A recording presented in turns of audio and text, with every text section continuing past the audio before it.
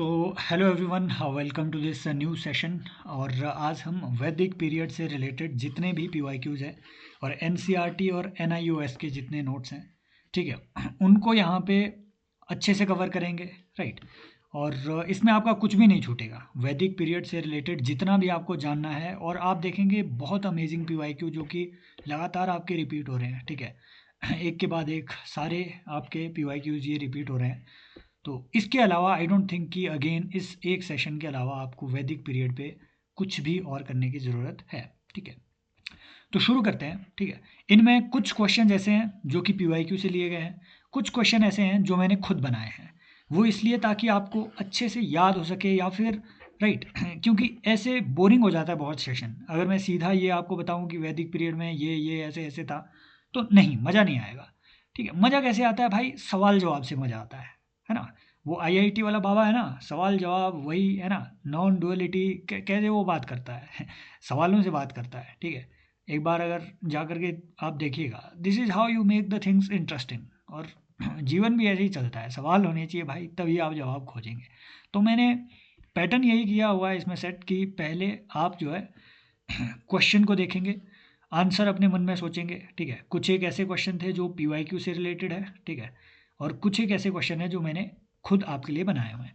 For example, शुरू basic से करते हैं। विद रिस्पेक्ट टू वैदिक literature the term Shruti Shruti denotes, ठीक है, श्रुति का अर्थ क्या है इनमें से, ठीक है। आपके पास 10 सेकंड है, आराम से पढ़िए, सोचिए, आप पॉज भी कर सकते हैं अपने, ठीक है, अपने हिसाब से। ऑप्शन ए है 4 वेद सिर्फ इसमें आते हैं, 4 वेद और उनके ब्राह्मण इसमें आते हैं, 4 वेद और उनके उपनिषद इसमें आते हैं, या फिर सिर्फ उपनिषद इसमें आते हैं। श्रुति का क्या अर्थ है? जी हाँ दोस्तों, आंसर इज बी। इसमें 4 वेद और उनके ब्राह्मण भी आते हैं। ए इसका आंसर नहीं है क्योंकि हमने जितने आप है ना, कहीं के भी आप नोट्स उठा करके देख लो, किसी भी कोचिंग इंस्टीट्यूट के, उन्होंने ये लिख रखा है कि वेदों को श्रुति भी कहा जाता है। तो हमारे दिमाग में एक परसेप्शन, मेरे भी दिमाग में, ये नोट्स पढ़ने से पहले मेरे भी दिमाग में यही परसेप्शन था कि यार वेद मतलब श्रुति होगा। एक्चुअल में जब आप एनआईओएस का नोट्स पढ़ते हैं तो आप यहाँ पे वैदिक टेक्स्ट के बारे में पढ़ते हैं कि भैया वेद का क्या अर्थ है। वेद का अर्थ है टू नो, विद धातु से निकला हुआ है, वेद का अर्थ है टू नो। तो जो वैदिक लिटरेचर है, ठीक है, ये कुछ मंत्रों का ऐसा संग्रह है जो आपको यूनिवर्स के बारे में नॉलेज देता है, यूनिवर्स को जानने की आपको, ठीक है, ये नॉलेज देता है, ठीक है। तो इसमें ऋग्वेद, सामवेद, यजुर्वेद और अथर्ववेद आते हैं, ठीक है। और इन वेदों के ब्राह्मण भी हैं। ब्राह्मण क्या है? ब्राह्मण ब्राह्मण कुछ एक्सप्लेनेशन है। इन चारों वेदों के अपने अपने ब्राह्मण हैं, ठीक है। फॉर एग्जाम्पल है ना, ऐत्रेय आपका ऋग्वेद का हुआ, ऐसे ही ठीक है, आपका शतपथ ब्राह्मण यजुर्वेद का हुआ, है ना। तो ऐसे ऐसे यजुर्वेद का आपका तैत्रेय ब्राह्मण भी हुआ। ऐसे ऐसे मतलब जितने भी ब्राह्मण हैं आपको याद नहीं रखने हैं, ठीक है, रटने नहीं है। एक दो रट लो कि ऋग्वेद का ऐत्रेय है, एटलीस्ट ऐत्रेय याद रख लो, ऐत्रेय याद रख लो अगर रखना है ना। तो ऐसे इन हर वेदों के अपनी अपनी एक्सप्लेनेशन हैं। Vedas along with their explanations are known as श्रुति। समझ रहे हो बात को? श्रुति मीन्स हियरिंग। वेदों के पीछे का जो फिलॉसफी है वो यही है। फिलॉसफी क्या है कि ये ईश्वर ने, ये ईश्वर का ज्ञान है, ईश्वर का ज्ञान है, ठीक है, ईश्वर का ज्ञान है। ईश्वर का ज्ञान उन ऋषि मुनियों तक कैसे पहुंचा, उन सेजिस तक ईश्वर का ज्ञान कैसे पहुंचा? वो ये कि वो सुनकर के उन तक पहुंचा। अब यहाँ श्रुति या हियरिंग का अर्थ वो नहीं है जो हम और आप सुनते हैं, no. Universe has its own vibrations. So इनका मानना यही है कि वाइब्रेशन के माध्यम से उस, है ना, हालांकि ये एक्सप्लेन्ड यहाँ पे नहीं है, लेकिन इसके पीछे की फिलॉसफी यही थी कि सेजिस ने, ठीक है, जो आपके ऋषि मुनि रहे हैं, उन्होंने वाइब्रेशंस, यूनिवर्स की लैंग्वेज को, ठीक है, यूनिवर्स या फिर जो ईश्वर, जो ब्रह्म है, ब्रह्म की लैंग्वेज को उन्होंने वाइब्रेशन के माध्यम से समझा, और उससे उन्होंने इन वेदों की रचना करी। समझ रहे हो? ऐसे नहीं था कि भगवान सामने बैठे हुए हैं और इन्होंने ये बैठ के इधर सुन रहे हैं। सो आपको अब समझ में आ गया कि श्रुति किसे कहते हैं? ब्राह्मण और वेद, ठीक है, इन्हें मिलाकर के आप श्रुति कह रहे हैं। फिर भाई ये चीज़ क्या है, अरण्यक क्या है, उपनिषद क्या है। और एक पीसीएस ने तो क्वेश्चन ये पूछा था कि भैया सीक्वेंस बताओ इनमें से पहले क्या बना। तो सीक्वेंस ये याद रखनी है, ठीक है। वेद, सबसे पहले वेद आए, वेद आने के बाद इन पे एक्सप्लेनेशंस बने, इनके अपने अपने ब्राह्मण आए, ठीक है। ब्राह्मण आने के बाद अरण्यक आए। अरण्यक, ये अरण्यक क्या थे? अरण्यक कुछ ऐसी ट्रीटाइजेस थी, ठीक है। ये कुछ ऐसे ज्ञान के संग्रह थे जो ऋषि मुनियों ने जंगल में जाकर के, ठीक है, जंगल में जाकर के या एक तरीके से जंगल में तपस्या के दौरान दौरान जो ज्ञान उन्होंने अर्जित किया, वो अरण्यक है, वो ट्रीटाइजेस अरण्यक है। उसके बाद आपके आते हैं उपनिषद, ठीक है। सिटिंग डाउन बिसाइड उपनिषद का, ठीक है, जो जो ठीक है, इन्हें इन्हें मिल करके, ठीक है, इन्हें मिल करके आप वेदांत भी कहते हो। अरण्यक और उपनिषद, इन्हें मिल करके वेदांत भी कहते हैं।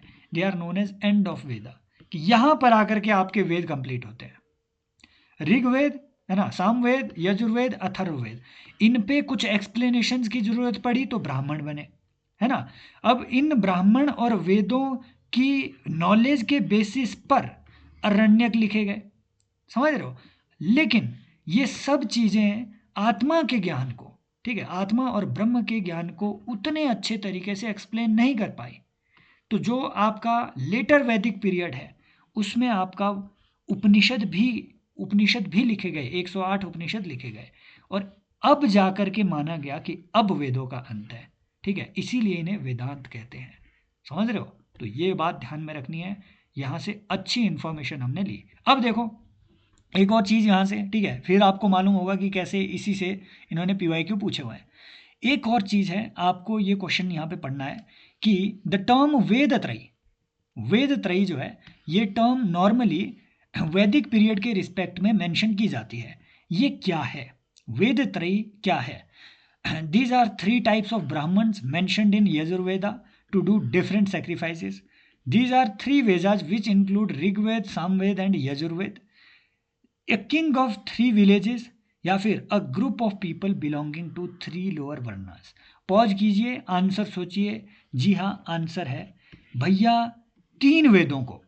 ये जो ऊपर हमने वेद पढ़े, ठीक है, ये इंपॉर्टेंट है। वेद त्रयी पे ये पीवाईक्यू आया हुआ है। वो अलग बात है कि मुझे मिला नहीं इस बार, जब मैं ढूंढ रहा था, ठीक है, उस बुकलेट में ये मिला नहीं वेद त्रयी पे, लेकिन ये पीवाईक्यू है, इस पे उन्होंने पूछा हुआ है, अच्छा क्वेश्चन बन सकता है। भाई वेद त्रयी एक्चुअल में जो ये वेद है, 4 वेद है, ऋग्वेद, सामवेद, यजुर्वेद और अथर्ववेद। इनमें से जो ये पहले के 3 वेद है, ऋग्वेद, सामवेद, यजुर्वेद, अब इनके अंदर का कंटेंट भी आपको पता होना चाहिए, क्योंकि राइट इन्होंने आई थिंक 1990s में एक ये क्वेश्चन पूछ लिया था कि मैच द फॉलोइंग में, कि इनमें से क्या क्या चीज़ें हैं, राइट। कि ऋग्वेद जो कि सबसे पुराना टेक्स्ट है, बिल्कुल सही बात है, ठीक है, इसके सबसे पुराना टेक्स्ट है और सबसे लंबा टेक्स्ट भी है। सामवेद याद रखना है, संगीत से याद रखना है सामवेद। इंडिया के जितने भी संगीत शास्त्री हैं उनका मानना है कि इंडिया में संगीत, दुनिया में संगीत सबसे पहले इंडिया से इसकी शुरुआत होती है। सामवेद से संगीत शास्त्र की शुरुआत होती है, क्योंकि सामवेद में ऋग्वेद की ही जितनी हाइम्स हैं उनको पोइटिक मैनर में लिखा गया है, ताकि ये गा कर के सुनाई जा सके। इसके पीछे की माना जाता है कि संकल्पना ये भी थी कि वेदों की जो नॉलेज है वो सिर्फ कुछ लोगों तक ही ना पहुँचे, उनका जो मेन निचोड़ है, पूरा ऋग्वेद नहीं, जो उनका मेन निचोड़ है, वो मेन ज्ञान, ठीक है, जो जो निचोड़ है उसका, वो आम आदमी तक भी कैसे पहुंचाया जाए क्रिएटिव तरीके से, उसके लिए सामवेद की रचना की गई।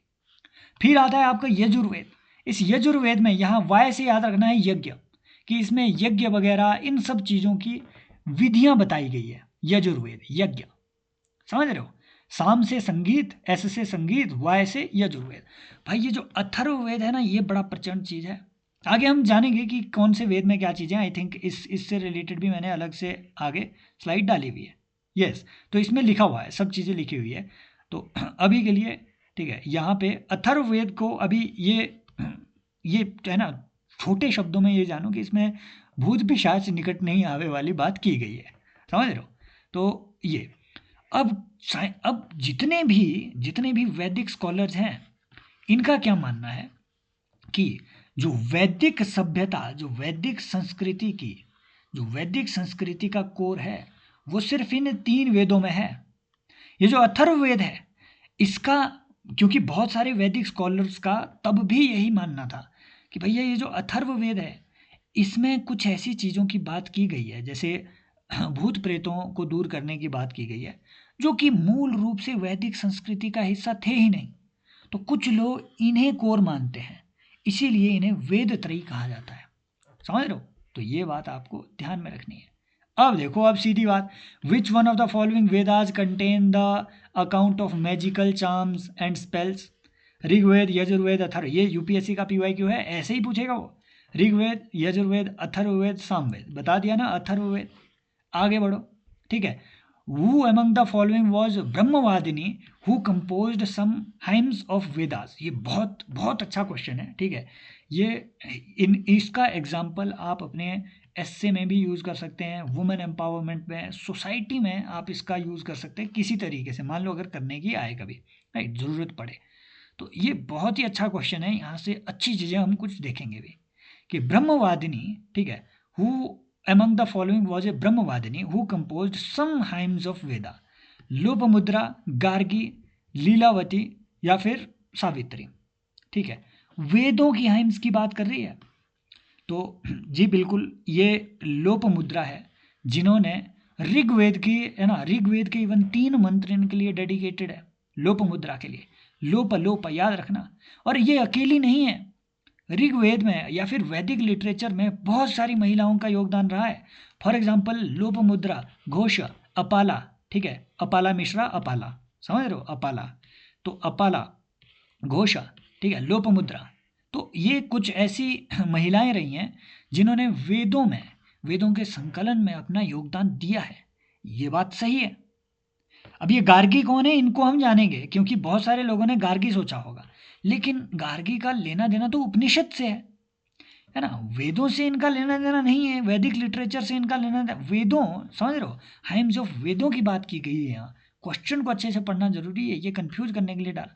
लीलावती तो यार, लीलावती आपके भास्कराचार्य ने 12वीं-13वीं शताब्दी में एक ठीक है, मैथमेटिक्स पे इन्होंने अच्छी बुक लिखी, इन्होंने बीज गणित पे भी अपनी बुक लिखी हुई है, लीलावती, है ना। सावित्री तो ये भी, ठीक है, वैदिक टाइम की एक कैरेक्टर रही है, ठीक है।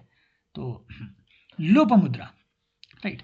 अब ये जो गार्गी हैं, ठीक है, लोपमुद्रा का आपको मालूम चल गया कि ये जो अगस्त्य ऋषि थे, फेमस अगस्त्य ऋषि, उनकी ये वाइफ थी। और जो, ठीक है, ऋग्वेद है, तो हाँ, 2 मंत्र, ये मैंने इसमें लिखा भी हुआ है, ऋग्वेद के 2 मंत्र इनके लिए डेडिकेटेड है भाई।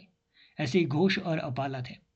यहाँ सबसे इम्पोर्टेंट, सबसे अच्छी बात है कि हम यहाँ जो गार्गी और यज्ञवल्क्य, बेसिकली ऋषि, ये तो इंग्लिश वाले यज्ञवल्क्य इसको लिखते हैं, गार्गी और ऋषि यज्ञवल्क्य, यज्ञ, यार ऐसे लिखते हैं, वल्क्य, मुझे तो लगता है मैं हिंदी में ही फेल हुआ हूँ राइट।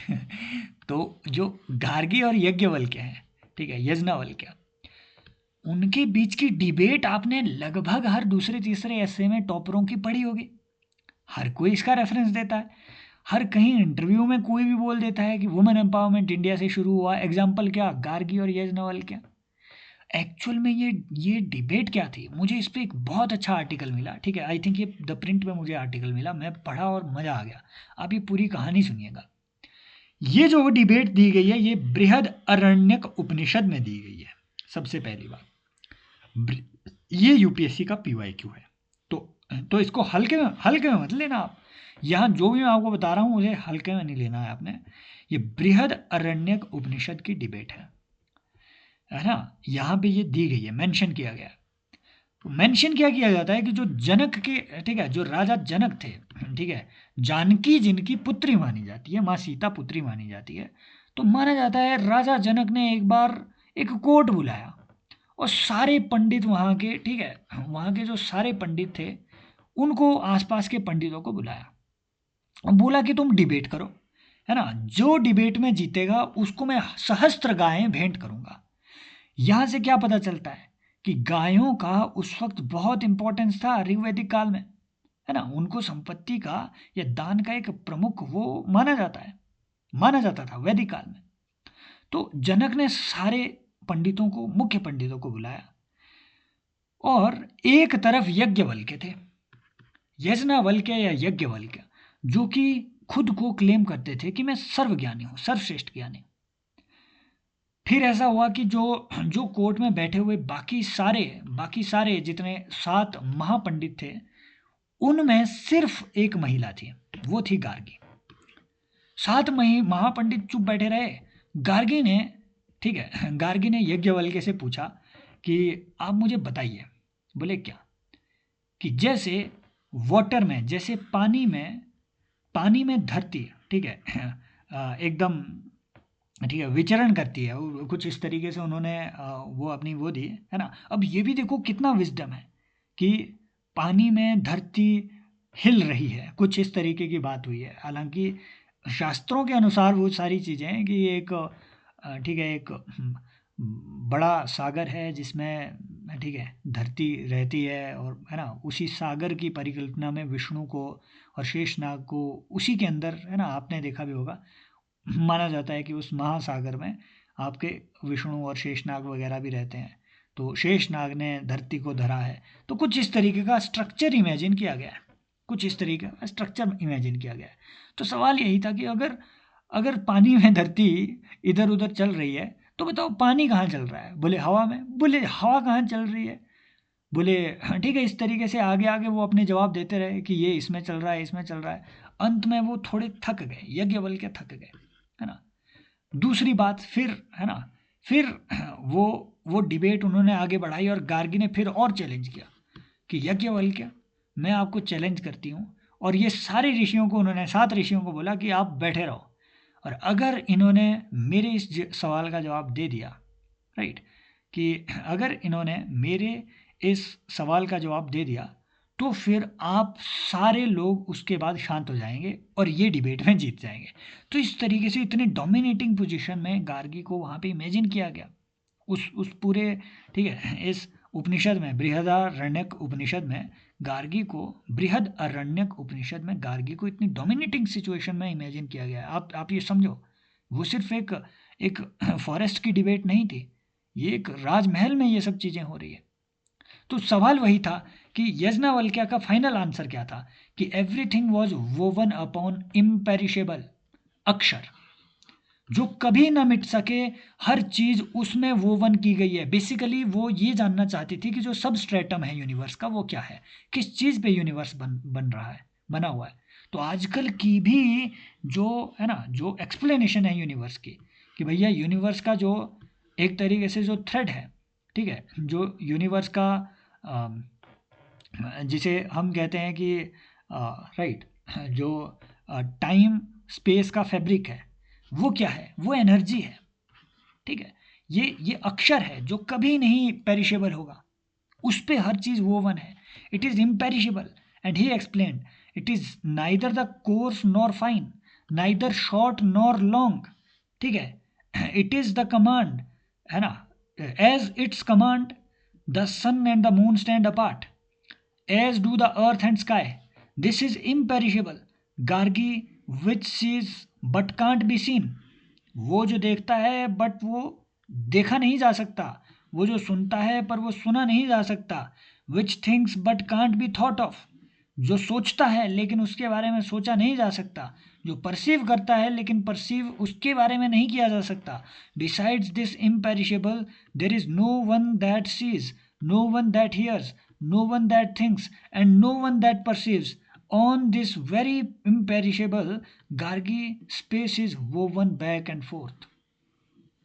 समझ रहे हो? एक इम्पेरिशेबल चीज पे, तो ये बहुत डीप, ये एक चीज है, एनर्जी के लेवल पे ये एनालिसिस यहाँ पे बताया गया है। आप खुद सोचिए उस जमाने में इतनी डीप डिबेट स्पेस और यूनिवर्स के बारे में अगर हो रही है, समझ रहे हो? तो मतलब वो कुछ डीप सोच रहे थे उस वक्त पे कि यार ये सब दुनिया जो है वो कहाँ पाई जा रही है।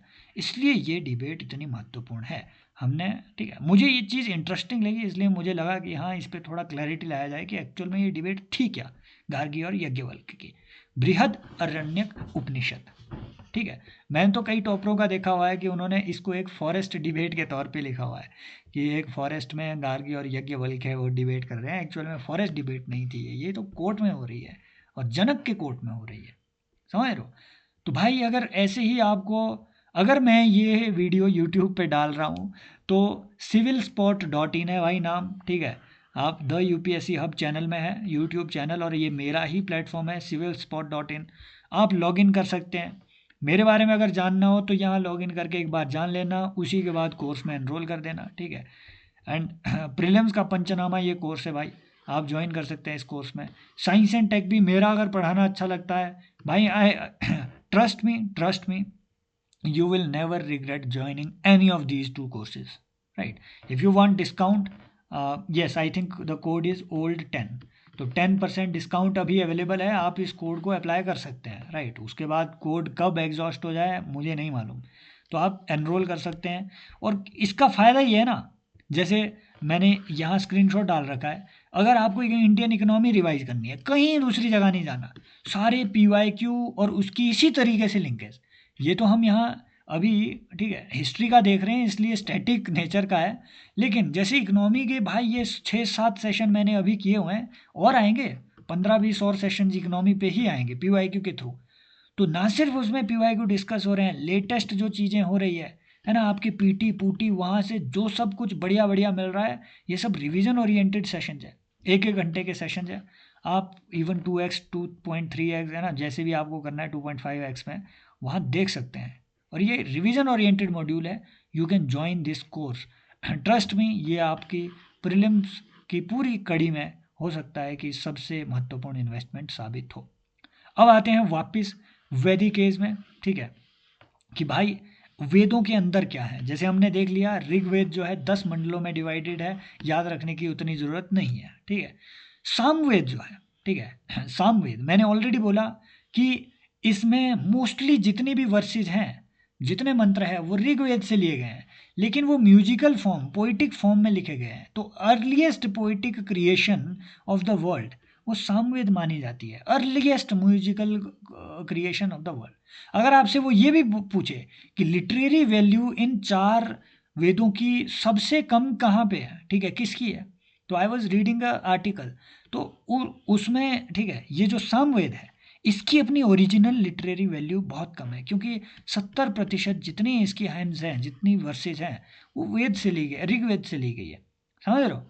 फिर आते हैं आपके यजुर्वेद, मैंने बताया यहीं से देखो क्वेश्चन वो यहीं से आपका बनाता है कि देखो हाँ यजुर्वेद, जिसमें कि आपके यज्ञों से रिलेटेड जो, ठीक है, जो यज्ञों से रिलेटेड, रिचुअल से रिलेटेड कि किस तरीके से यज्ञ होने चाहिए, रिचुअल होने चाहिए, वो यजुर्वेद में मेंशन्ड है।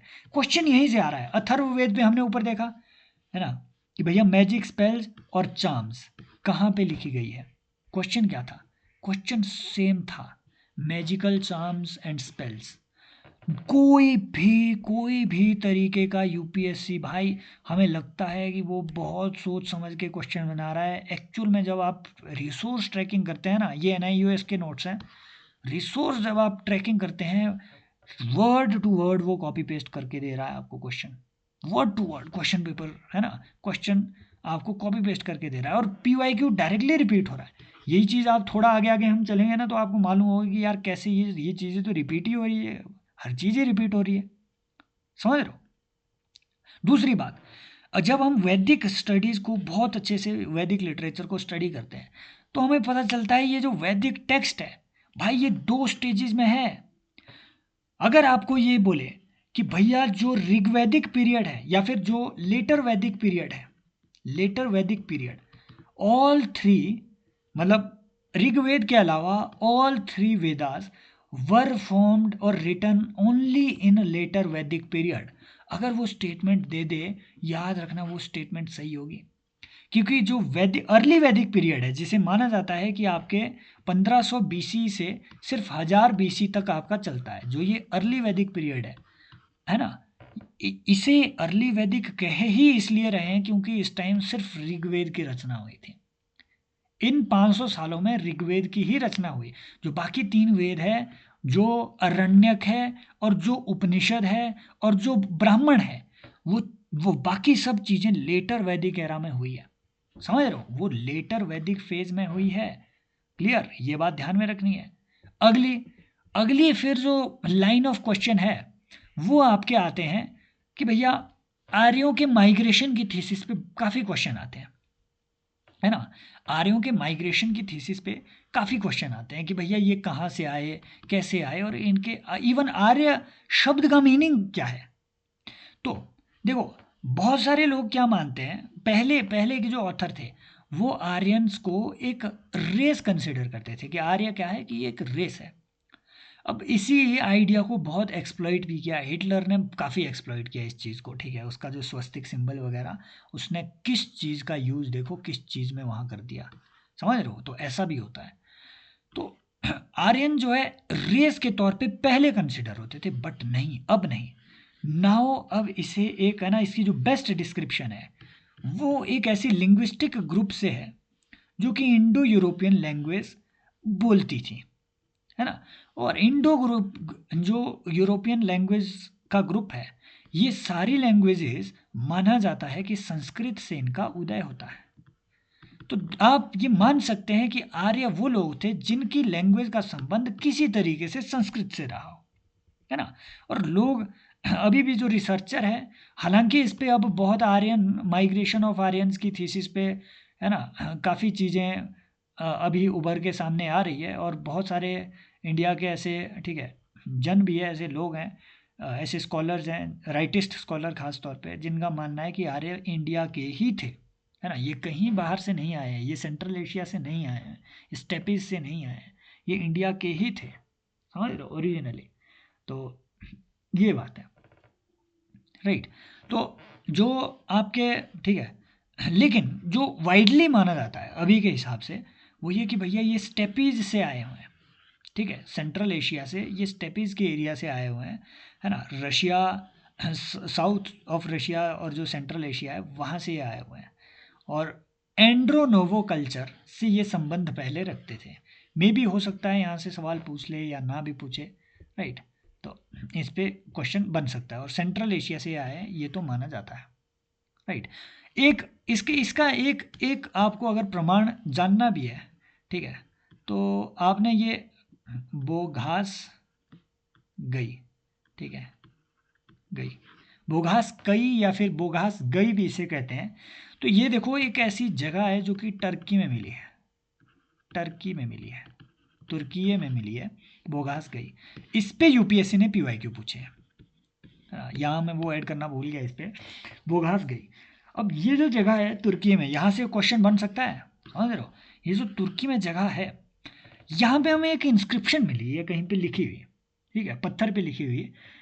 और उस इंस्क्रिप्शन में लिखा गया है कि एक स्टोरी है कि दो ट्राइब्स के बीच में लड़ाई हुई और लड़ाई एंडलेसली चलती रही, हार कोई नहीं रहा था। फिर दोनों के बीच में एक कॉम्प्रोमाइज हुआ, एक कॉम्प्रो हुआ, समझौता हुआ। समझौते के साक्षी देवता बने, और वो जो देवता थे, वो देवता, उनके नाम बिल्कुल ऋग्वैदिक देवताओं से मेल खाते हैं। इंद्र, सोम, ठीक है, वरुण, सेम इस तरीके के उसके नाम थे। अब वो क्या नाम थे हमने वो जानने नहीं है, लेकिन ये इंस्क्रिप्शन बहुत महत्वपूर्ण है जो कि ये बताती है कि तुर्की के लोगों की भी किसी ना किसी तरीके से ऋग्वैदिक कल्चर से संबंध थे। तो ये जगह इंपॉर्टेंट हो जाती है। अब आते हैं क्वेश्चन यहाँ से डायरेक्ट, भाई आर्यन जो टर्म है, भाई डायरेक्टली एनआई, ये देखो एनआईओएस का पुराना नोट्स है, वहीं से ये सवाल पूछा हुआ है कि ये क्या डिनोट करता है। भाई ये एक, अब तो पता चल गया ना कि it was a linguistic group, it was a speech group. हालांकि देखो आर्यन एक और कंटेक्स्ट में भी यूज हो रहा है ना। आर्य, आपका आर्य होना आपके नैतिक या फिर श्रेष्ठ होने, श्रेष्ठ होने, व्यक्तिगत, समझ रहे हो, मतलब not as a superior ethnic group, not as a superior race, no. Arya यहाँ एक एक अलग, है ना। फॉर एग्जांपल जैसे आपने रामायण देखी होगी तो माता सीता राम को बहुत बार आर्य कहते हैं। आर्य एक पुरुष को कहते हैं वो, ऐसा नहीं है कि पूरे राज्य को आर्य कह रहे हो, नो। आर्य मॉरली जो श्रेष्ठ व्यक्ति है उसको भी आर्य कहा जाता है, लेकिन यहाँ वो ऑप्शन स्मार्टली दिया ही नहीं है यूपीएससी ने। ये बात समझ रहे हो? तो श्रेष्ठ होने को, मॉरली एक व्यक्ति अगर श्रेष्ठ है तो उस दौर में उसे आर्य आर्य माना जाता था। एक ऐसा ही एक रेफरेंस मिलता है, ठीक है। रेफरेंस ये कि जब अर्जुन को युद्ध में जाना था तो राइट, तो जब जब युद्ध लड़ना था तो वो डर गया, अर्जुन डर गए।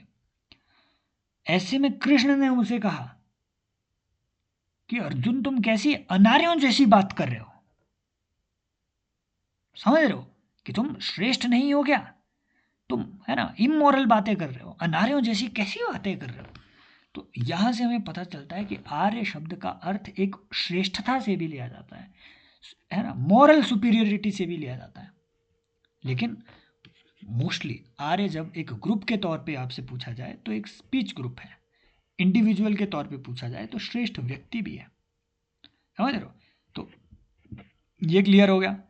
फिर देखो आए कहाँ से, सेंट्रल एशिया से अकॉर्डिंग टू स्टैब्लिश्ड थ्योरीज। फिर आकर के बस कहाँ गए, सप्त सिंधु के एरिया में। ये सप्त सिंधु एरिया क्या था मालूम है आपको, 7 नदियों का समूह। इनकी इंफॉर्मेशन हमें कहां से मिलती है, ऋग्वेद में अलग से एक सूक्त है, नदी सूक्त। इस नदी सूक्त में पूरी 21 नदियों की वर्णन उसमें मिलता है।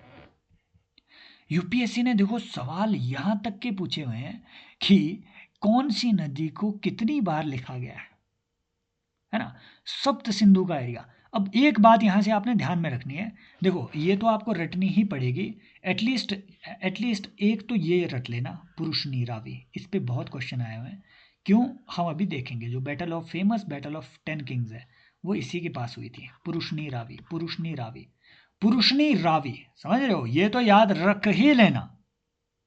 दूसरा इनमें से देखो शतुद्री का सतलुज होता है, ये आपको पता है ना, ये आपको पता है। सरस्वती का सरस्वती ही था, सिंधु का सिंधु ही था नाम, है ना। व्यास का विपाशा है, विपाशा, विपाशा, ये भी आपको याद रह ही जाएगा, है ना। विपाशा बासु से याद रखना, विपाशा क्या है, बासु, बी से, है ना, समझ रहे हो ना। विपाशा बासु भाई ऐसे ही याद रखना पड़ेगा, अगर याद नहीं है तो विपाशा बासु, विपाश व्यास, समझ रहे हो। पुरुषनी रावी, ऐसे याद रख लेना कि भैया फाइट कहाँ हुई, पुरुष के आसपास, क्योंकि उस टाइम मैस्कुलिन मामला चलता था, तो पुरुष के पास फाइट हुई, पुरुष ने, समझ रहे हो। अब मामला आपका अटकता यहाँ है भाई, अगर उसे फंसाना होगा ना आपको, मैच द फॉलोइंग के उसने पूछे हुए हैं क्वेश्चन, ये मत भूलना कि नहीं पूछे हैं, ये मत सोचना, पीवाईक्यू है ये। बितस्ता और अस्कनी में यहाँ आपके फंस सकता है, तो इन दोनों में से एक कोई याद रख लेना, है ना। अस्कनी जो चेनाब है ये ज़्यादा इजी याद रखना है, क्योंकि ए के नज़दीक है सी, ऐसे ही याद रख लेना यार। क्वेश्चन अगर आएगा ना तो याद रखना ए के नज़दीक सी है, तो जो ए और सी है ना वो मैच कर देना बस, सीधी बात। क्योंकि ऐसा पैटर्न कहीं दूसरी जगह मिल नहीं रहा है, और ऐसा पैटर्न बताएगा कौन तुम लोग को, समझ रहे हो। तो बस इतनी बात है, नंबर 1। नंबर 2, अब आते हैं काम की बात पे। काम की बात करूँ ये कि मान लीजिए अगर मैं ये भारत का मैप बना रहा हूँ, सोवरेन इंडिया का मैप बना रहा हूँ, जिसमें वो सारे हिस्से हैं जो पाकिस्तानी ऑक्युपाइड कश्मीर में भी है। अनअकैडमी में एक बार ये प्रॉब्लम हो गई थी मेरे, मैंने एक ऐसा मैप डाल दिया था जो पीओके उसमें नहीं था। देयर इज द कंसर्न कि वी आर स्ट्राइकिंग डाउन, आपका लेक्चर ही उड़ाया दिया जा रहा है। तो यहाँ पीओके भी है, समझ रहे हो। अब ध्यान से देखना, ध्यान से, मैं बहुत इंपॉर्टेंट बात यहाँ पे बता रहा हूँ आपको। नदियों के लिए मैं ये नीला रंग ले लेता हूँ, ठीक है। देखो गंगा है, ये इधर को है ना, यमुना है ये इधर को है, सरस्वती मान लेते हैं कि यहाँ से आ रही थी, और भाई एक नदी ना यहाँ भी है, ये ध्यान में रखना। ये आपकी जाती है सिंधु नदी पे, मान लो ये इंडस रिवर जा रही है सिंधु नदी पे। ये चीज़, ये पैटर्न ध्यान से समझना, बहुत ध्यान से समझना, क्योंकि यहाँ से एक अच्छी चीज़ कवर हो रही है, आगे के सारे क्वेश्चन यहाँ से निकलेंगे आपके। पहली बात, आपने काबुल रिवर के बारे में पढ़ा होगा, काबुल, है ना, काबुल रिवर के बारे में। तो ये जो काबुल रिवर है इसको ऋग्वेद में कुभा, ये याद रख लेना ये नाम, काबुल कुभा। इस पे बहुत पीवाईक्यू पूछे हैं, मैं सच में बता रहा हूँ, बहुत पीवाईक्यू, मैंने तो यहाँ इंक्लूड भी नहीं किए हैं वो, राइट। स्पेशली स्टेट पीसीएस ने बहुत पीवाईक्यू इसमें पूछे हुए थे, मैंने इसलिए इंक्लूड नहीं किए यार, भीड़ काय को फालतू में बढ़ानी है, जो है वो है। सीधा ऐसा पूछ लिया हुआ है कि ये कुभा जो रिवर है ये ऋग्वेद में किस चीज़ को मेंशन किया गया है, काबुल रिवर कुभा। इसकी इंपॉर्टेंस है, मैं बता रहा हूँ आपको क्या है, मैं अभी बताऊंगा। काबुल रिवर, समझ रहे हो? तो ये काबुल रिवर जो है ये वेस्टर्न मोस्ट रिवर है जो कि मेंशन की गई है ऋग्वेद में। कितनी बार? एक बार। जानकर ताज्जुब ये होगा कि आजकल गंगा नदी को हम बहुत पवित्र मानते हैं, उस टाइम सरस्वती नदी को सबसे पवित्र मानते थे, नंबर 1। लेकिन सरस्वती नदी सबसे ज्यादा बार मेंशन्ड नहीं है, फिर कौन मेंशन्ड है? क्या गंगा? गंगा भी नहीं है, क्योंकि गंगा सिर्फ एक बार मेंशन्ड है। यमुना सिर्फ 3 बार मेंशन्ड है। तो फिर सबसे ज्यादा मेंशन्ड कौन है? भैया सबसे ज्यादा तो सिंधु या फिर इंडस ही मेंशन्ड है। समझ रहे हो बात को? ये बीच वाली नदियां हैं इनका मेंशन ज्यादा है कंपेयर टू ये बाकी की नदियां। सरस्वती भी बहुत ज्यादा बार मेंशन्ड है, लेकिन गंगा सबसे ज्यादा बार मेंशन नहीं है, सिर्फ एक बार मेंशन्ड है। यमुना उससे थोड़ी ज़्यादा आती है। पीछे की ओर आती जाओ तो आप पाएंगे कि ये जो पीछे की ओर आते आते आते ये सारी बाकी नदियाँ ये और ज़्यादा मेंशन्ड है। फिर काबुल अगेन एक बार ही मेंशन्ड है। दैट मीन्स ये उस टाइम के ऋग्वेद के दौर में, ठीक है, अर्ली वैदिक या फिर ऋग्वेद के दौर में, ये उस टाइम वैदिक सभ्यता के एक्सट्रीम थे, 2 छोर थे, है ना। इनके लिए काबुल कुभा नदी उतनी इंपॉर्टेंट नहीं थी, गंगा नदी उतनी इंपॉर्टेंट नहीं थी, इसलिए एक एक मेंशन कर दिया। इससे हमें पता चलता है कि ये यहाँ बीच वाली एरिया में ज़्यादा डेंस थे। बाद में ये ईस्टर्न इंडिया की तरफ आए, आते आते इन्हें बीच में यहाँ लोहा मिल गया और उसी लोहे से इन्होंने यहाँ जंगल साफ किया। इसीलिए आप पाएंगे लोहे की खोज 1000 ईस्वी के बाद ही, है ना, 1000 BCE के पहले, मतलब उसके बाद ही आपको देखने को मिली है नीचे आते आते। क्लियर? ये बात नदी सूक्त याद रखनी है। The river most mentioned in early वैदिक लिटरेचर इज, समझ में आ गया? शुतुद्री है ना, सरस्वती, गंगा तो एक बार, शुतुद्री, सतलुज, सबसे ज्यादा सिंधु। क्लियर? ऐसे सवाल पूछ रहा है वो। अगला, at the banks of which of the following rivers battle of 10 Kings was fought early वैदिक पीरियड? बताया ना, पुरुषनी, पुरुष के पास, समझ रहे हो? ऊपर बताया ना भाई, ये पुरुषनी रावी, समझ रहे हो, है ना। वही मैच द फॉलोइंग। अभी ये बैटल ऑफ 10 किंग की कहानी पढ़ेंगे, है ना, अभी इसकी भी कहानी डिकोड होगी। यहाँ देखो, यहाँ लिस्ट में, ओहो ये ऊपर चले गए भाई साहब यहाँ, ठीक है, ये रोबोट ने ऊपर डाल दिया ये, बस मैं यह है यार यहाँ पुरुषनी, ठीक है। तो 3 को डी के साथ लगाओ, कहाँ है 3 को डी, हटाओ इसे, ये है, इन दोनों में से कोई आंसर है भाई। ए का भी 2 है भाई, आंसर ऐसे खोजते हैं जल्दी, ए का भी 2 है तो ये देखना ही नहीं है, देखना क्या है, चलो बी का देखते हैं तब। बी चौतांग है, हमें नहीं मालूम, अच्छा सॉरी, 2 चौतांग है, 2 को इसे मत देखो बी, अच्छा बी ये है, तो हमने देखा ना ए का सी करना है, याद रह जाएगा, ए का सी मतलब बी का 1 करना है इसमें, क्योंकि एक्चुअल में ये पैटर्न बढ़िया नहीं बैठा हुआ है यहाँ, है ना, ये ऊपर नीचे हो गया है इसलिए थोड़ी कन्फ्यूजन हो रही है। तो बी का सी करना है, समझ रहे हो, अस्कनी का सी करना है, तो बी का सी, बी का सॉरी बी का 1 करना है जनाब, अस्किनी का सी, तो बी का 1, समझ रहे हो, ये आपका आंसर आ गया। बाकी देखना ही नहीं है, नाम पूछे हुए इसमें। अब यहाँ से आपको पता चल गया, चौतांग नाम की, दृशावती नाम की एक रिवर भी थी जो आपको याद नहीं रखनी है, याद 2-3 नाम रखने हैं, है ना। सतलुज का शुतुद्री, पुरुषनी का रावी हो गया, है ना, ये याद रख लो, और बितस्ता झेलम याद रख लो, ए को सी से कनेक्ट करना है, बस यही आ जाएगा यार। अरे इतना सिंपल बता रहा हूँ भाई, ए को सी से कनेक्ट करना है, ऐसा कोई पैटर्न दूसरा नहीं बन रहा है, साथ में ये भी बता रहा हूँ समझ रहे हो, ए को सी के साथ कनेक्ट करना है, जो भी नाम आएगा ऐसा कोई पैटर्न दूसरा नहीं बन रहा है प्रमुख नामों में, समझ रहे हो, ये चीज़ है। देखो भाई हुआ क्या था, ये भी फाइट एक ऐसी थी, मुझे लगा कि यार ये इंक्लूड होनी चाहिए, क्यों नहीं होनी चाहिए। जो ऋषि विश्वामित्र थे, जो बैटल ऑफ 10 किंग्स है, जो कि आपके, ठीक है, पुरुषनी नदी या फिर रावी नदी के किनारे लड़ी गई। एक्चुअल में ये बैटल ऑफ सुपीरियरिटी थी। किन के बीच? क्या ये आर्य और अनार्यों के बीच थी? सवाल यहीं से आएगा। क्या ये आर्य वर्सेस अनार्य थे या फिर नॉन आर्यंस? हाँ या ना बताओ। नहीं, एक्चुअल में ये बैटल ऑफ सुपीरियरिटी, देखो यहाँ से कई चीज़ें हमारी क्लियर होती हैं। पहली बात कि गाय कितनी इंपॉर्टेंट थी। आपने कामधेनु का नाम सुना होगा। कामधेनु, हुआ क्या था, विश्वामित्र को ये गाय पसंद आ गई, कामधेनु, क्योंकि इसका दूध कभी खत्म होता ही नहीं था। ये गाय थी वशिष्ठ की, ये दैवीय गाय थी, और वशिष्ठ के पास विशिष्ट, ठीक है, शक्तियां और रिस्पॉन्सिबिलिटी थी इस गाय को प्रोटेक्ट करने की। विश्वामित्र इसे लेना चाहता था, वशिष्ठ ने मना कर दिया कि नहीं, मैं नहीं दूंगा, समझ रहे हो, मैं ये गाय नहीं दूंगा। तो देखो, वशिष्ठ से उसका चेला, ठीक है, जो सुदास है, राजा सुदास, वशिष्ठ से उसका चेला आज्ञा ले रहा है। ये उस टाइम पंडित या फिर ब्राह्मण या फिर ऋषियों की कितनी इंपॉर्टेंस थी, ठीक है, जन में, गण में, आगे हम देखेंगे, ठीक है। तो या फिर पुरोहित की कितनी इंपॉर्टेंस थी, ये यहाँ पे बताता है। ये इसने आदेश दिया और युद्ध शुरू हो गया।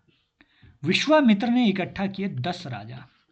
10 राजाओं में से 5 थे आर्य, 5 थे अनार्य, समझ रहे हो, 5 आर्य ट्राइब थे, 5 अनार्य ट्राइब थी। दैट मीन्स विश्वामित्र की जो टीम थी उसमें आर्य भी लड़ रहे थे, अनार्य भी। जो विशिष्ट का था उसका था अकेला बंदा सुदास। ये भरत, समझ रहे हो, ये भरत कुल से था। आगे हम जानेंगे कि कुल क्या है ना, या फिर भरत ट्राइब से था। अब ये जो भरत ट्राइब है, इसी के नाम पे आगे हमारा भारत का नाम भी हुआ, है ना, कई लोग ऐसा मानते हैं। दुष्यंत एंड शकुंतला वाला जो भारत है वो तो अलग है, लेकिन माना जाता है जो भारतवर्ष है कहा जाने लगा वो इसी वजह से, वेदों में भी भारतवर्ष इसीलिए, है ना, भरत खंडे, वो देखते हैं ना आप कि हाँ, जम्बू द्वीपे भरत खंडे, जब भी आप ऐसे कोई पंचांग वगैरह पढ़ते हैं तो वो यहीं से शुरुआत उसकी हुई। दैट मीन्स ये आर्य वर्सेस अनार्य की गेम नहीं थी, ये दो आर्यों के ही पुरोहितों के बीच की गेम थी। आपस में वो लड़े थे, क्यों?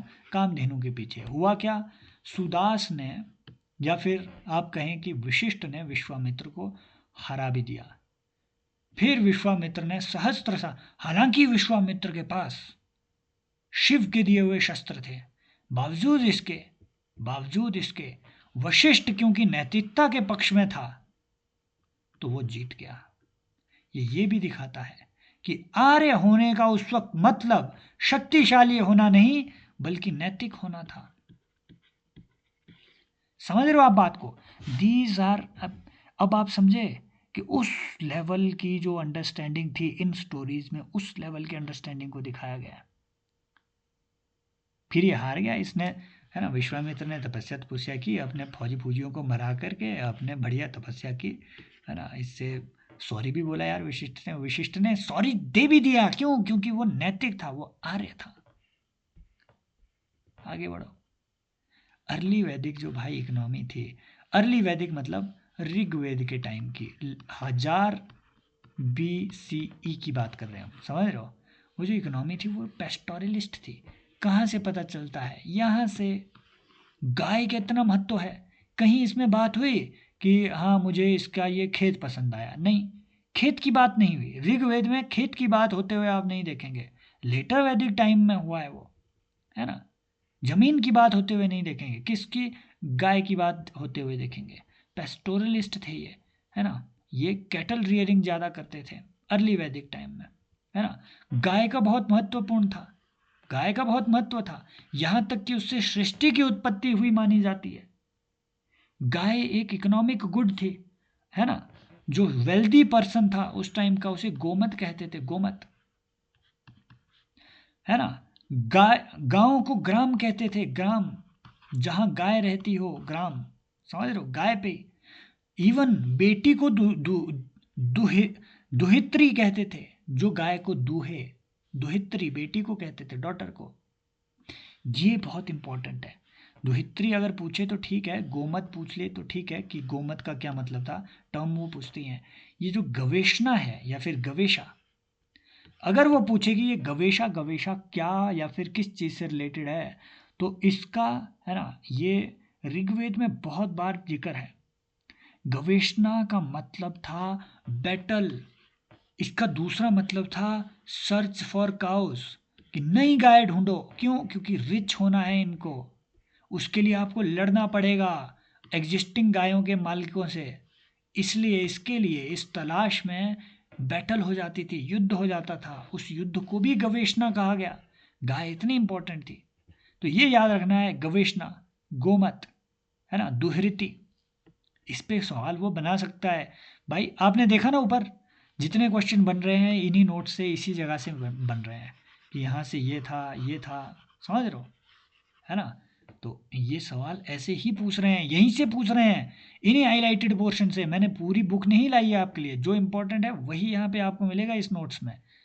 और अगर आप यूट्यूब में देख रहे हैं तो ये पीडीएफ अगर आपको चाहिए तो एनरोल कीजिए कोर्स में, civilspot.in डैशबोर्ड में आपको मिल जाएगा, डाउनलोड कर लेना। Evidence for agriculture in comparison with pastoral activities in early, जो आपका, ठीक है, मतलब एग्री, ऐसा नहीं है सवाल क्या पूछेंगे वो कि agriculture was unknown to them, नहीं, ऐसा नहीं है। They did agriculture. कैसे पता चला? भैया ऋग्वेद में जौ मेंशन किया गया है, उसे यव कहते हैं, यव, जौ मेंशन किया गया है। सवाल वो ये भी पूछ एक एक तो यूपी पीसीएस ने तो ये भी सवाल पूछा हुआ था, मैं देख रहा था, कि इनमें से कौन कौन से ऐसी चीज़ें हैं जो कि ऋग्वैदिक टाइम में, इनमें से कौन कौन सी फसलें जो पता थी, नहीं थी उनको, है ना। ऑप्शन में उन्होंने दे के रखा था डी ऑप्शन, आई थिंक वो तंबाकू पे था, टोबैको। तो वो सिंपल सा था यार, तंबाकू कहाँ पुर्तगाली बाद में लाए हैं, समझ रहे हो। तो ऐसे वो पूछ सकते हैं कि क्या जौ उनको मालूम था, हाँ, यव मेंशन्ड है उसमें। एक बार तो उन्होंने पूछा ही ना भाई, पूछा है ना यवन प्रिया, भाई मना कर लो कि यवन प्रिया नहीं पूछा है उन्होंने, पूछा है यवन प्रिया। ये यवन प्रिय क्या थी? वो जो यवनों को प्रिय हो, वो क्या? काली मिर्च। गुप्तों के टाइम पे काली मिर्च, गुप्तों के टाइम पे यवनों को ये एक्सपोर्ट किया जाता था, यवन प्रिया। ऐसे ही वो पूछ ले कि यवा mentioned in Rigveda denotes which of the following, भाई जौ के लिए या बार्ले के लिए, इनमें से कोई एक, समझ रहे हो। और एक वो ये भी पूछ सकता है कि चलो गाय का ये महत्व था, ऊपर है ना, गविष्टि, गवेशा, है ना, बैटल, गोमत, दुहितृति, ये दुहित्री, ये सब चीज़ें तो ठीक है। इनकी एक वैल्यू ये भी थी कि गाय को medium of exchange, medium of exchange of wealth भी माना जाता था, बार्टर सिस्टम था, है ना। तो अगर कोई अच्छी सी चीज़ किसी को देनी हो तो वो गाय को भी एक्सचेंज कर लेते थे, दान में गाय देते थे। लेकिन लेटर वैदिक पीरियड में चेंज हो गया। चेंज क्या हुआ? लेटर वैदिक पीरियड में अब गाय का या फिर जो कैटल रियरिंग था उनका महत्व कम हो गया, एग्रीकल्चर मेन स्टेप हुआ। वो कैसे? आयरन मिला भाई, आयरन, लोहा मिला, लोहा, लोहा मिला, और वो ईस्ट की तरफ भी तो गए भाई। ईस्ट की तरफ जाते जाते उनको मिली स्वैम्पी मार्शी लैंड। यहाँ से बहुत चीज़ें एक साथ आपकी कवर हो रही है। आयरन मिला, है ना, मान लो ये भारत है, ये ईस्ट की तरफ, यहाँ वो पहले थे, अब वो ईस्ट की तरफ आ रहे हैं। ईस्ट में तो अनइनहेबिटेड है ना, वो उसमें इनहेबिटेशन नहीं थी, ये पूरा एरिया लगभग अनइनहेबिटेड था। यहाँ मिले इनको स्वैम्प और मार्श, इसको साफ करने के लिए इनको मिल गया लोहा, लोहा मिल गया तो इन्होंने जंगल के जंगल साफ कर दिए भाई। प्रॉब्लम एक और आई भाई, जंगल तो साफ कर दिए, लैंड जो इतने लाखों सालों से स्वैम्पी और मार्शी है, उसको जोता कैसे जाए? बैल उसमें चल नहीं रहे, है ना, गाय वगैरह। उस टाइम पे ऐसा था कि अब समझो ना, स्वयं पे गाय कहाँ चलती है, बैल कहाँ चलते हैं, क्या चलता है भाई, भैंस कभी देखी होगी ना, भैंस अगर कहीं कभी आपने देखी हुई तो कितना कीचड़ वाला पानी हो, भैंस उसमें मस्त सोने में उसको मजा बहुत आता है, वो कीचड़ के अंदर घुस के जाती है। तो इन्होंने भैंस को डोमेस्टिकेट कर लिया। मैंने सुबह इस पे क्वेश्चन टेलीग्राम पे इसी बात पे डाला भी हुआ था कि बुफेलो क्या उस टाइम पे डोमेस्टिकेट हुई थी। हाँ हाँ जी, इन्होंने बुफेलो उस टाइम डोमेस्टिकेट कर लिया। मेनली भाई दूध दाद तो पीना ही था इन्होंने, लेकिन लेकिन वहाँ पे प्लफिंग का बड़ा काम था इनका। तो जो आपको प्लोइंग वगैरह प्लफिंग वगैरह करनी थी वो आपकी, ठीक है, वो कहाँ, ये इसी दौर में हुई बुफेलो को डोमेस्टिकेशन, उसी टाइम पे। समझ रहे हो। अगली बात, ये कहाँ से पता चलता है कि एग्रीकल्चर अब मेन स्टे हुआ, वो ये कि भाई जो इंद्र है, इंद्र ये बहुत महत्वपूर्ण देवता बन गया। अब जो सर्वशक्तिशाली देवता था,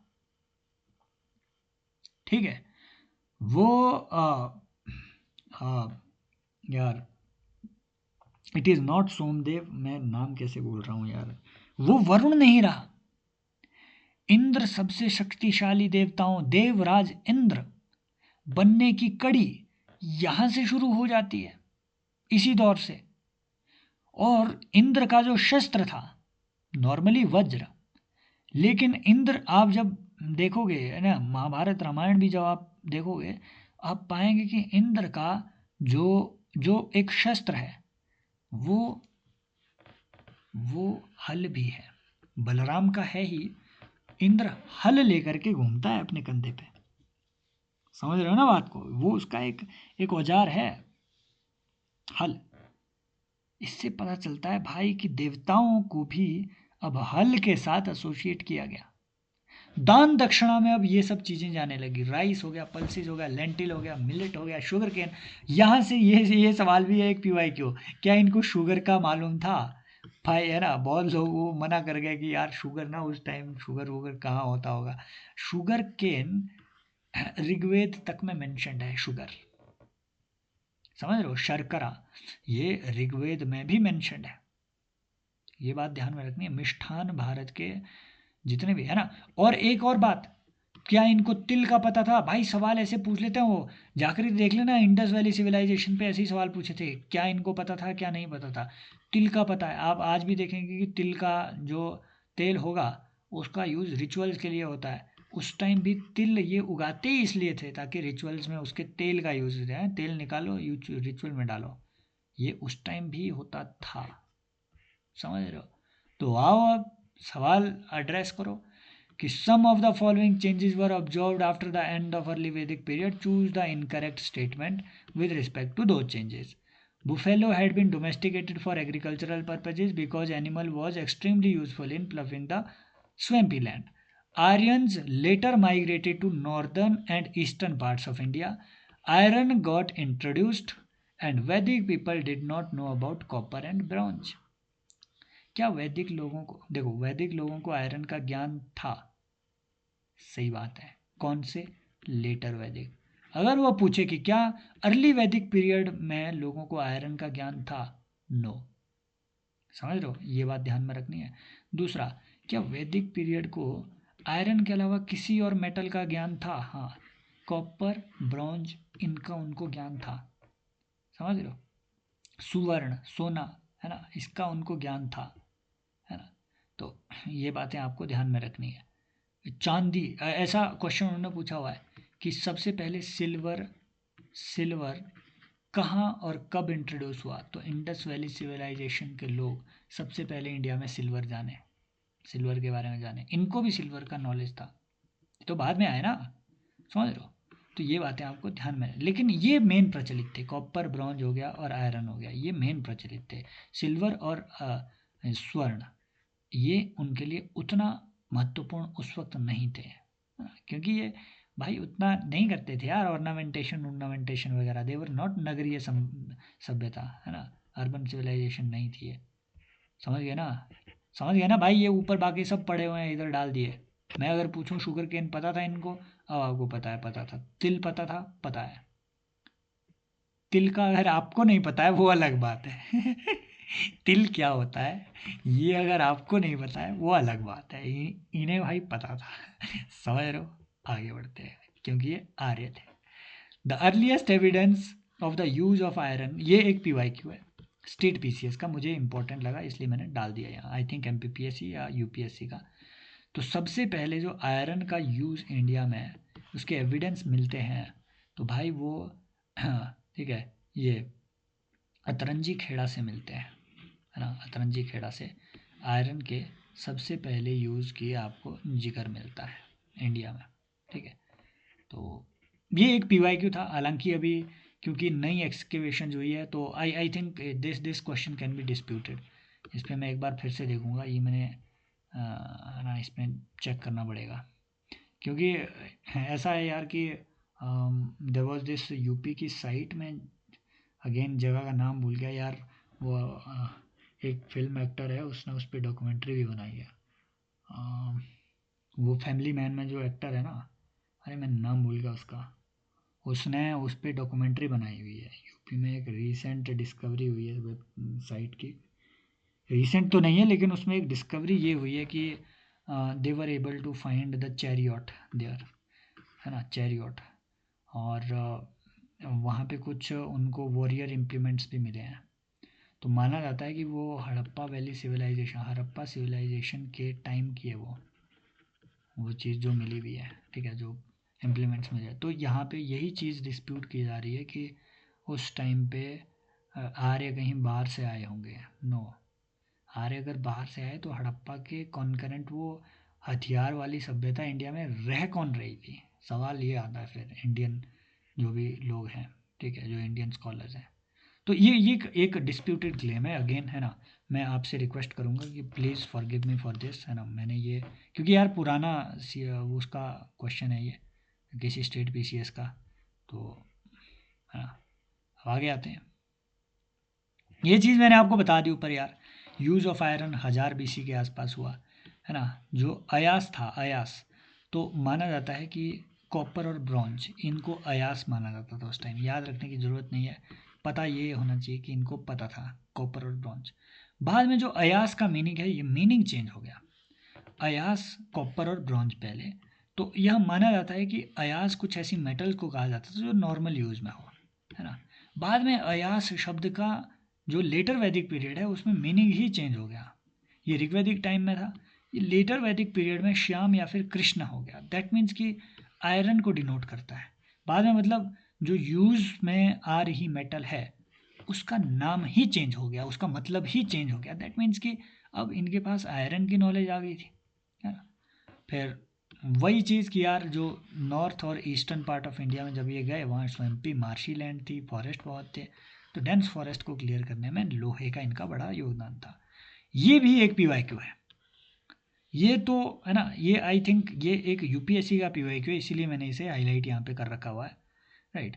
तो पेंटेड ग्रेवेयर, वो अगर पूछे कि वैदिक सिविलाइजेशन से रिलेटेड इनमें से कौन सी फॉर्मेशंस या फिर कौन सी वेयर आर्ट जो है वो संबंधित है, तो PGW, painted grey ware, grey ware painted grey ware. तो जो गंगा यमुना दोआब का एरिया है वहाँ पे इस तरीके की पॉटरी मिली हुई है पेंटेड ग्रेवेयर की। याद मतलब ये चीज़ याद रखनी है तो रख लेना, मैं तो नहीं रखता हूँ, है ना। मैं बस भाई स्टोरी समझता हूँ कि हाँ यार ये स्टोरी थी, अयास इसे कहा जाता था, स्टोरी ध्यान में रह रही है तो ठीक है।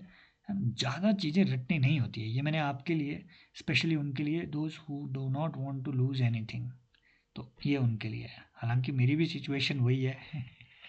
राइट। तो फिर आगे बढ़ते हैं। Consider the following statements about Rig Vedic society and identify the wrong statement. There was no caste division, Rig Vedic society, right. Rig Veda mentions Aryavarna and Dasavarna. A woman was married at proper age and could choose the husband of her own. Polygamy was fully absent. बताओ बनाता हूँ मैं क्या UPSC के level का question, ये मैंने बनाया है। बनाता हूँ मैं क्या, बनाता हूँ भाई, आंसर ये है। है ये तो चलो एलिमिनेट एक्सट्रीम स्टेटमेंट करके, अगर मैं ऐसे लिख दूँ फुल्ली हटा दूँ पॉलीगैमी वाज एब्सेंट, कंफ्यूज माँ कसम से आप ना 10 दिन तक सोचेंगे कि इसका आंसर क्या होगा अगर आपने ढंग से ना पढ़ा हो कि there was no caste division. भाई ये भी एक्सट्रीम है। ऋग्वेद मेंशंस आर्यवर्ण एंड, ये तो चलो कैजुअल जैसी स्टेटमेंट है, थोड़ी रनिंग है। A woman was married at a proper age and could choose a husband of her own choice, है ना। कि भाई यार स्वयंवर हो रहे हैं उस टाइम पे भी, हम पता नहीं होते होंगे या नहीं, समझ रहे हो ना बात को। तो ये ऋग्वैदिक टाइम की बात हो रही है, अर्ली वैदिक टाइम की बात हो रही है, जब प्योरिटी बहुत थी सोसाइटी में, उसको बहुत वैल्यू दी जाती थी। प्रॉब्लम ये आ गई है कि हाँ कि फिर से इस पे जो है एक दूसरा सेशन, एक छोटा आधे घंटे का और लगेगा, क्योंकि देखो सवाल बहुत है, सवाल बहुत है जो हमने खोजने हैं, लेकिन जवाब देने के समय तो लगता है। समय तो हर चीज़ को लगता है, हर अच्छी चीज़ का समय आता है, लेकिन आते आते समय ज़रूर लगता है।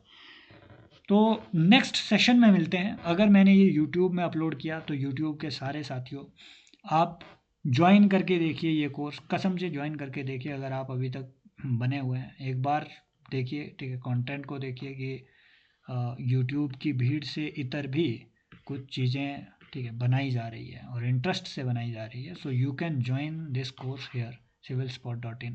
ये उसकी एक वीडियो है, उस कोर्स की एक वीडियो है, समझ रहे हो। ये ऐसा नहीं है कि बार बार ये आएंगे। अगर आपको ऐसे स्टडी करना है चीज़ों को, you can join the course, right. तो फीस बहुत कम है, आप ज्वाइन कर सकते हैं। At least you can join the Telegram channel. Thank you so much, take care, bye bye, as always, love you all. भाई अपने दोस्तों को आप ये शेयर एटलीस्ट कर सकते हो, चाहते हो तो कर सकते हो। Take care, bye bye.